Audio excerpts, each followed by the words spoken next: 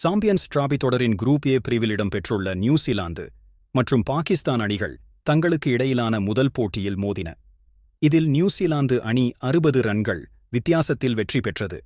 இந்த போட்டியின் முடிவில் குரூப் ஏ பிரிவின் புள்ளி பட்டியலில் நியூசிலாந்து அணி முதல் இடத்தையும் பாகிஸ்தான் அணி கடைசி இடமான 4வது இடத்தையும் பிடித்துள்ளன. பாகிஸ்தான் அணியின் நெட் ரன் ரேட் பெரும் சரிவை சந்தித்து உள்ளது. சாம்பியன்ஸ் டிராபி தொடரில் இடம்பெற்றுள்ள 8 அணிகளும் 2 பிரிவுகளாக பிரிக்கப்பட்டுள்ளன. குரூப் ஏ பிரிவில் பாகிஸ்தான், நியூசிலாந்து, இந்தியா மற்றும் வங்கதேசம் ஆகிய 4 அணிகள் இடம்பெற்றுள்ளன.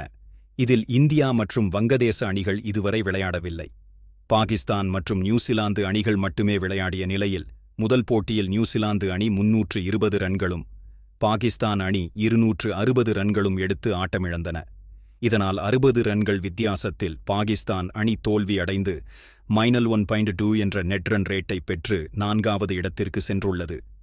நியூசிலாந்து அணி ஒரு போட்டியில் விளையாடி அதில் வெற்றி பெற்று 2 புள்ளிகளுடனும் +1.2 என்ற நெட் ரன் ரேட்டுடனும் முதலிடத்தில் உள்ளது.